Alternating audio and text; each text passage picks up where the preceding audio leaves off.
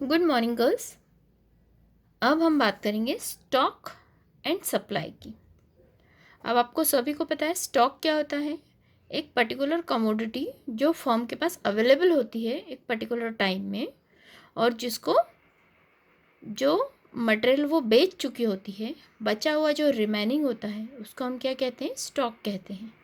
और जबकि पूर्ति का मतलब क्या होता है, सप्लाई का, कि एक पर्टिकुलर टाइम पीरियड में हम किसी भी वस्तु की जो भी डिमांड है मार्केट के अकॉर्डिंगली उसको जो हम फुलफिल करते हैं उसको हम क्या कहते हैं, सप्लाई या पूर्ति, है ना।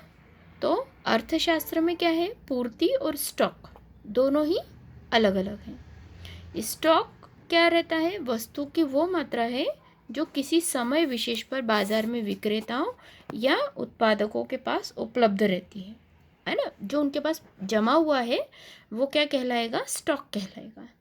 जबकि पूर्ति कौन सी मात्रा है, कि निश्चित समय में या निश्चित कीमत पर विक्रेता जिस वस्तु को बेचने के लिए तैयार रहता है वो क्या कहलाएगा, हमारा पूर्ति। तो पूर्ति क्या है, स्टॉक का वो भाग है जो बाजार में बिक्री हेतु क्या किया जाता है, लाया जाता है। ठीक है। अब इसके बाद हम बात करेंगे सप्लाई फंक्शन या पूर्ति फलन की बात करेंगे। ठीक है। अब पूर्ति फलन क्या होता है, एक पर्टिकुलर कमोडिटी जो है या एक वस्तु की जो पूर्ति है उसके निर्धारक तत्व जो भी उसको निर्धारित करते हैं वो सारे तत्व, यानी सप्लाई फंक्शन जो होते हैं उसमें अलग अलग बहुत सारे फैक्टर्स होते हैं जो कि समूहबद्ध या जो अपना ग्रुप बना करके, ठीक है, उसके थ्रू एक इक्वेशन बनाते हैं। ये इक्वेशन क्या है, S Q is equal to F P X P R N F G P F T E X G P. ठीक है। अब इसका क्या है, मतलब क्या है, अब हमको तो नहीं पता है।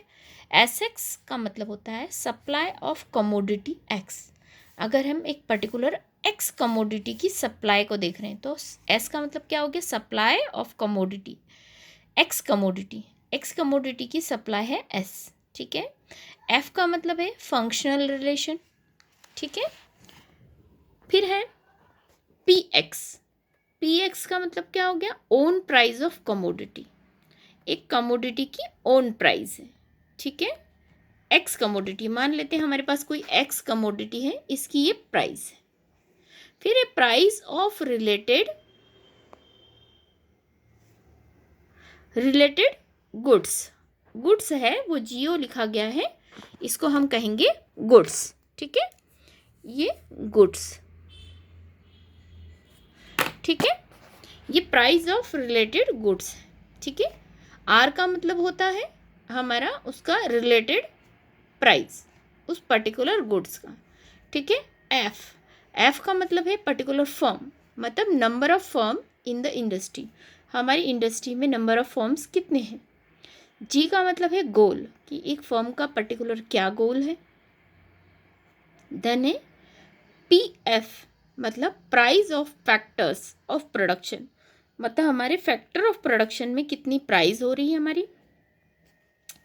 फिर है T, T states of technology, कि हम कौन सी टेक्नोलॉजी का इसमें यूज़ कर रहे हैं। ई एक्स, ई एक्स का मतलब है बिजनेस एक्सपेक्टेशन, कि हमारी बिजनेस की एक्सपेक्टेशन क्या है, हमारा गोल क्या है, हमारे बिजनेस को हमको कहाँ ले जाना है, लोकल लेवल पर रखना है, स्टेट लेवल पर करना है या इंटरनेशनल लेवल पर करना है। जीपी यानी गवर्नमेंट पॉलिसीज़। अब हमारी जो गवर्नमेंट की जो पॉलिसीज़ है वो जीपी के अंतर्गत आएंगी। ये सारी चीज़ों को मिला करके हमारा क्या बनता है, पूर्ति फलन। अब अगर हम हिंदी में देखें तो पूर्ति फलन क्या है, वस्तु की पूर्ति और उसके बीच के निर्धारक तत्व जो होते हैं, है ना, जो निर्धारित करते हैं हमारी पूर्ति को, उसका क्या कहलाता है, उसके बीच का संबंध को हम फलनात्मक संबंध या पूर्ति फलन कहते हैं। ठीक है। इसका समीकरण अभी हमने बात की थी, एस एक्स यानी एक्स वस्तु की पूर्ति, जो एक्स है उसकी हमको पूर्ति कितनी होगी।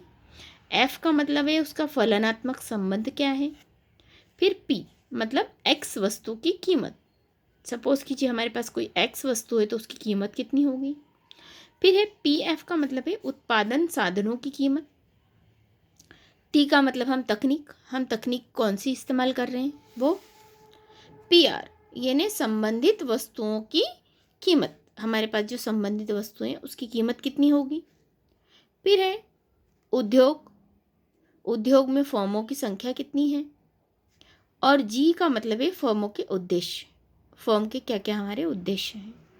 ई एक्स का मतलब है भविष्य में संभावित कीमत कितनी होगी। और जी पी का मतलब है सरकारी नीतियाँ, क्या हमारे इस फलन में हमारे सरकारी नीतियाँ हमको कहाँ तक सहायता कर रही है, या हमारी सरकारी नीतियाँ जो हैं उससे हमारे बिजनेस को फ़ायदा हो रहा है, नुकसान हो रहा है, या इन नीतियों के थ्रू हम कहाँ तक कितना हमारा गोल है अचीव कर पा रहे हैं। तो ये सारी चीज़ें हम पूर्ति फलन में पढ़ेंगे। इसके आगे के चैप्टर को हम आगे डिस्क्राइब करेंगे।